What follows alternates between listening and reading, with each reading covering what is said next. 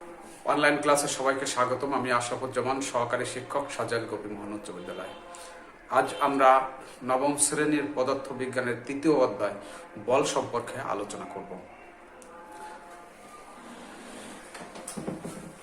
তো বল আমরা নিউটনের আজকে দ্বিতীয় সূত্রটা আমরা লিখি, যে নিউটনের দ্বিতীয় সূত্রটা হচ্ছে কি, বস্তুর ভরবেগের পরিবর্তনের হার প্রযুক্ত বলের সমানুপাতিক।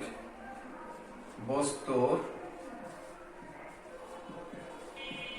ভর বেগের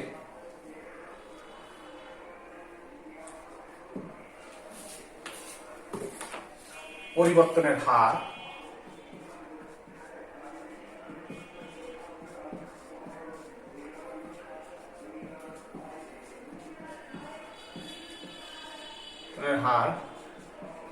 প্রযুক্ত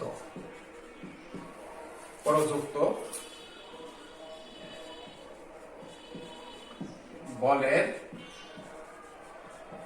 সমানুপাতিক।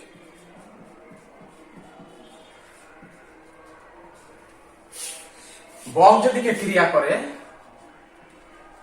বল যেদিকে ক্রিয়া করে বস্তুর ভরবেগের পরিবর্তন, বস্তুর ভরবেগের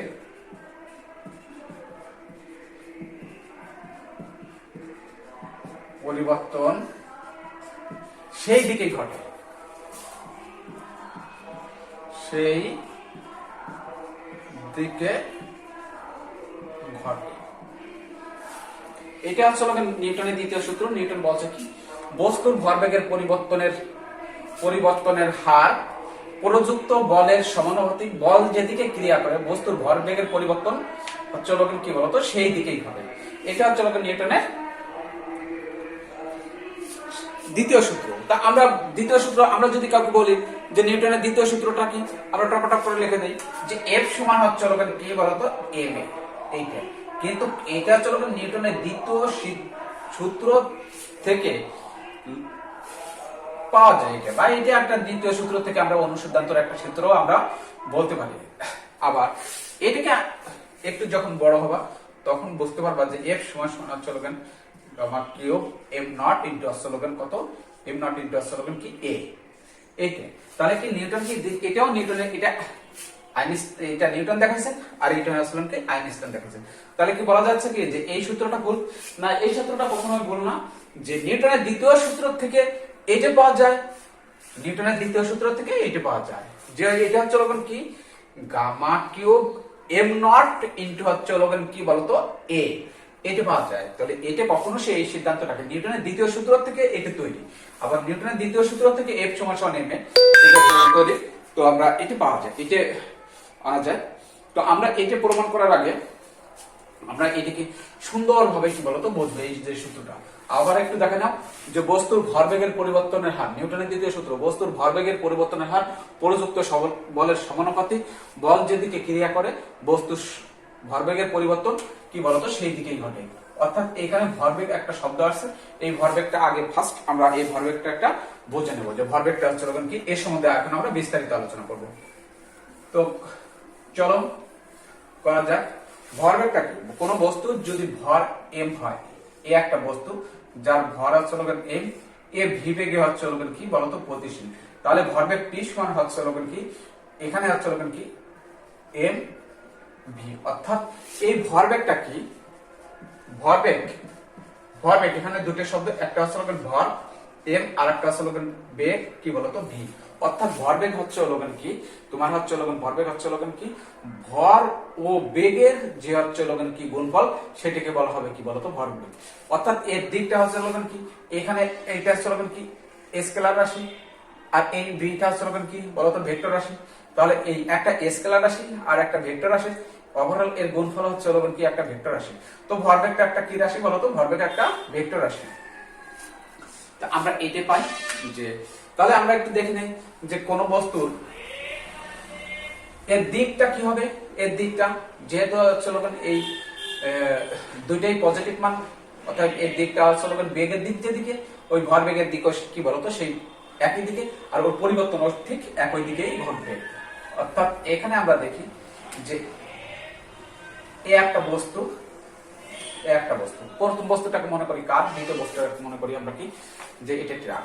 তাহলে এখানে এই বস্তুটার বেগ, এই বস্তুটার বেগ যদি সমান হয়, এর ভর ধরলাম আমরা m, এটার ভর ধরলাম m1, এটার ভর ধরলাম আমরা কি বলতো m2। হ্যাঁ, এটার ভর ধরলাম আমরা কি বলতো, এটার ভর ধরছি আমরা m2। তাহলে এর বেগ যদি সমান হয় তাহলে ভরবেগ কি হবে, কার বেশি হবে? যেহেতু এই বস্তুটা বড়, এই বস্তুটা আসলে কি বলতো ছোট, তাহলে আসলে কি এই প্রথম আমরা নিশ্চয় বুঝতে পারছি যে এই প্রথম বস্তুর ভরবেগটা আসলে কি বলো কম হবে, আর দ্বিতীয় বস্তুর ভরবেগটা আসলে কি বলতো বেশি হবে। যেহেতু এর ভরটা আসলে কি বেশি আছে, এর বেগটা কি বলতো সেম, তাহলে আসলে কি যে এর ভরবেগটা আসলে এই বস্তুটার ভরবেগটা আসলে কি আসছে সবসময়ের জন্য বেশি আসছে। তাই এখন যদি আমরা দেখি যে আরেকটা এইভাবে যে ছোট একটা কার, এখানে বড় একটা ট্রাক, এর ভরবেগ হচ্ছে কি বলতো 1 ভরবেগ, অর্থাৎ এর ভরবেগ হচ্ছে কি m1, এটা যদি আমরা দেই, এইখানে হচ্ছে কি দিলাম, এটা দিলাম কি বলতো m2, এটা m1, এটা হচ্ছে কি।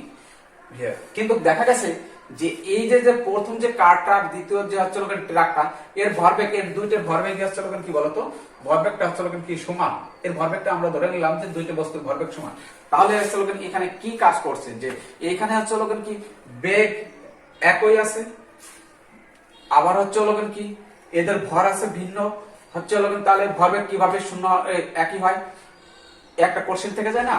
তাহলে আমরা এখানে দেখতে পাচ্ছি যে আমাদের এখানে একটা জিনিস কাম করবে, সেটা হচ্ছে কি বলতো টাইম, যে এইখানে একে কত টাইম এরপরে বল প্রযুক্ত হয়েছে, এর হচ্ছে কত টাইম এর বল প্রযুক্ত হয়েছে। এর বলটা দেখা গেছে কি যে ধাপ করে মারছো, কি এইভাবে একটা টোকা দিছো, টোকা দিলে পরে ছেড়ে দিছো, ছেড়ে দিলে পরে হচ্ছে কি সে এই বলটা হচ্ছে প্রযুক্ত হয়েছে, এইভাবে একটা টোকা দিয়ে আমরা ছেড়ে দিলাম। আরেকটাকে একবারে ঠালতে ঠালতে ঠালতে আছে কাজ আছে, যে অনেকক্ষণ ধরে সে পড়ে দিয়েছে, ধাক্কাচ্ছে, ধাক্কা দিতে দিতে দিতে দিতে ওই বেগটা চলন কি হয়েছে সমান হয়ে গেছে।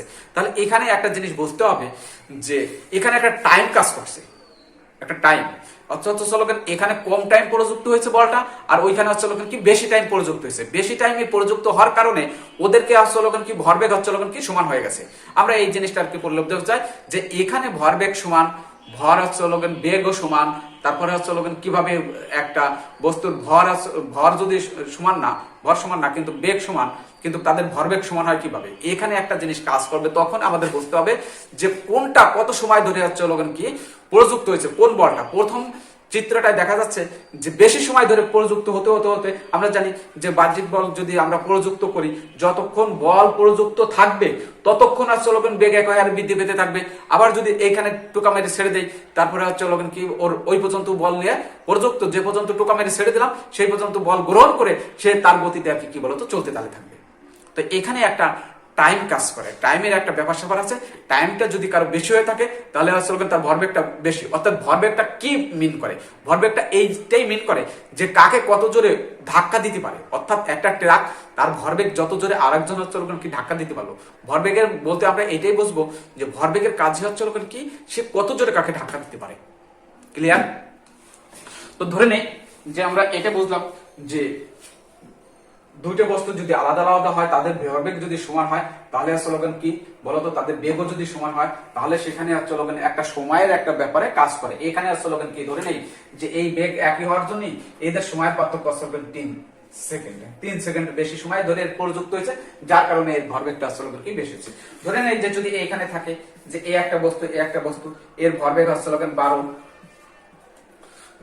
এর ভরবেগ হচ্ছে কি বলতো 12। তাহলে এখানে বুঝতে হবে যে এখানে যে বলটা, এই প্রথম বস্তু ভর কম হচ্ছে তার ভরবেগ যদি সমান হয়, হ্যাঁ ভরবেগ যদি সমান হয়, তারপরে হচ্ছে দ্বিতীয় বস্তুর হচ্ছে কি বলতো ভর বেশি কিন্তু তার হচ্ছে বেগও যদি সমান হয়, তাহলে প্রথম বস্তুটাকে সময়টা বেশি লেগে আর কি বলতো বল প্রযুক্ত হয়েছে, আর এখানে হচ্ছে কি কম সময় হচ্ছে কি বলতো প্রযুক্ত হয়েছে।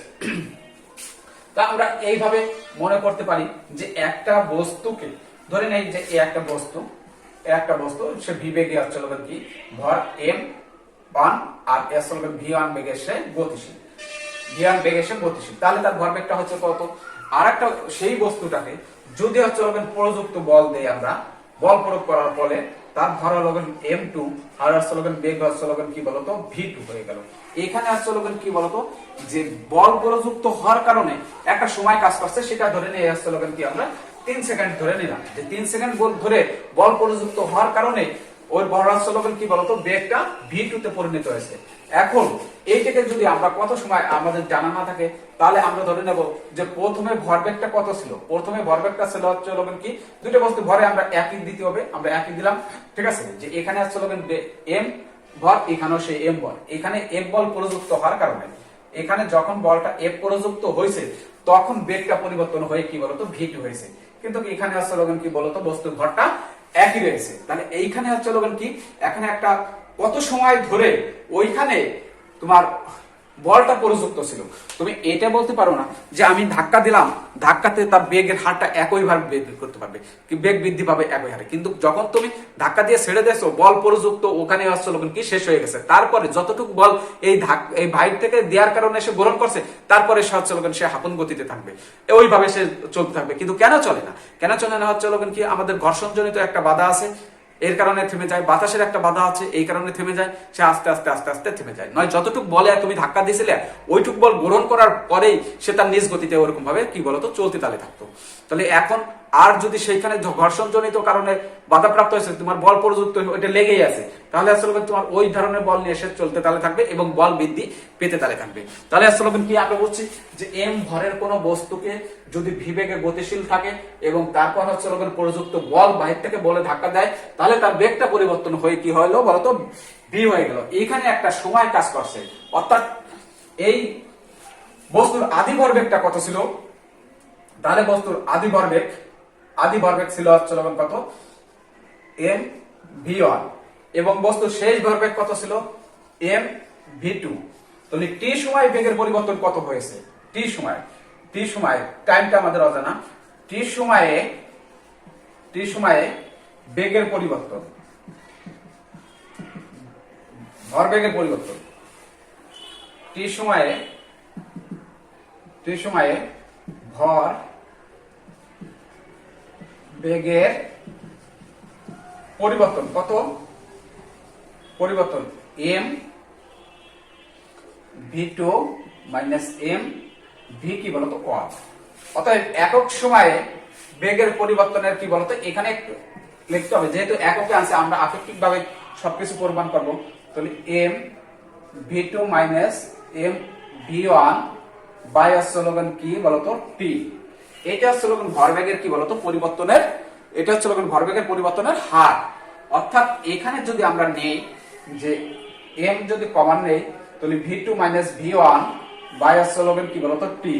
অর্থাৎ এইটুকু হচ্ছে কি বলতো ত্বরণ, অর্থাৎ বেগের পরিবর্তনের হার।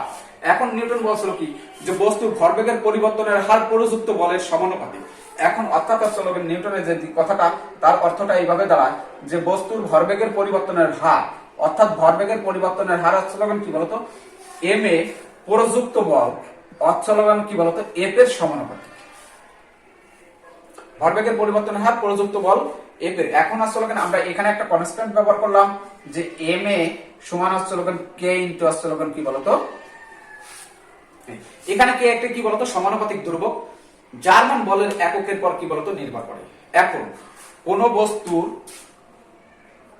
ভর যদি হয় 1 কেজি, তাতে যদি 1 মিটার, তাতে যদি কোনো বল প্রযুক্ত হয়ে 1 মিটার পার সেকেন্ড স্কয়ার ত্বরণ সৃষ্টি করে, যে এই যে পরিমাণ বল দিলে এটা হবে, সেটার নাম আসলে 1 নিউটন। তাহলে আসলে কি যখন m এর মান হবে আসলে 1, এর মান হবে 1, কে f এর মান হবে 1, তখন k এর মানটা হবে কি বলতো 1। অর্থাৎ এই 1টাকে যদি আমরা এই k এর মান যদি আমরা বসাই দেই, তাহলে আমরা পাচ্ছি কি f সমান আসলে কি বলতো m এর। অর্থাৎ আমরা দেখতে পাচ্ছি যে নিউটন কি বলছে, নিউটন বলছে যে বস্তুর ভরবেগের পরিবর্তনের হার প্রযুক্ত বলের সমানুপাতিক, অর্থাৎ f সমানুপাতিক হচ্ছে কি বলতো m এ। এইভাবে আমরা লিখতে পারি যে f সমান হচ্ছে কি বলতো, এখানে এটাকে আমরা একটু উল্টায় লিখি যে m এ সমানুপাতিক হচ্ছে কি বলতো a। অর্থাৎ m এ সমান কে ইন্টু হচ্ছে হলো এফ। এটাকে আমরা দিলাম কি 1 নম্বর সমীকরণ। এখন 1 নিউটন কাকে বলে? নিউটনের যে বলের যে একক যে 1 নিউটন, সে নিউটন হচ্ছে হলো কি, নিউটন যে পরিমাণ বল 1 কেজি ভরের কোনো বস্তুর উপর ক্রিয়া করে 1 মিটার সেকেন্ড স্কয়ার ত্বরণ সৃষ্টি করে তাকে বলা হয় কি 1 নিউটন। অর্থাৎ 1 নিউটন সমান হচ্ছে হলো কি 1 কেজি ইনটু হচ্ছে হলো 1 মিটার পার সেকেন্ড স্কয়ার ত্বরণ। অর্থাৎ যে পরিমাণ বল যখন যে পরিমাণ বল 1 কেজি ভরের কোন বস্তুর উপর ক্রিয়া করে 1 metre per second square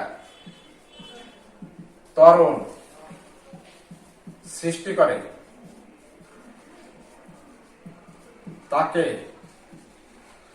1 Newton বলে। নিউটন নিজের নাম দিয়ে বলের একক নির্ণয় করছে, একে একক বল করছে। অর্থাৎ যখন m সমান হচ্ছে 1 কেজি, a সমান হচ্ছে কি 1 মিটার পার সেকেন্ড স্কয়ার, তখন f সমান হচ্ছে কত 1 নিউটন। হ্যাঁ, এইটা f সমান হচ্ছে কত 1 নিউটন। অর্থাৎ তখন যদি আমরা কি পাই, যে মানটা যদি বসাই 1 ইনটু 1 ইনটু হচ্ছে k ইনটু হচ্ছে 1, অতএব k সমান হচ্ছে 1। এখন এই 1 নং সমীকরণে আমরা k এর মান বসাই। অতএব 1 নং সমীকরণে আমি কথাটা লিখলাম না, 1 নং লিখে দেই। 1 নং সমীকরণে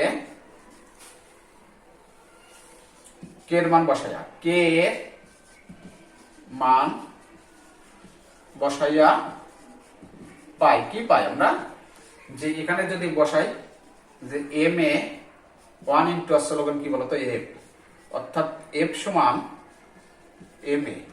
এটা একটা এই f সমান m এ কখন আমরা পাই, একটা কন্ডিশনের পর পাই। অর্থাৎ যখন কোনো বস্তু হচ্ছে ভর হয় m 1 কেজি, যখন হচ্ছে তারপর একটা বল প্রযুক্ত হয়ে যদি 1 মিটার ত্বরণ সৃষ্টি করে, কিন্তু এখন ভর এখানে যদি ভরটা যদি 1 কেজি না হয় বেশি কম হয়, তখন কিন্তু আমরা ওইটা কি বলতো পাবো না। এটা আমাদের কি বলতো মনে রাখতে হবে।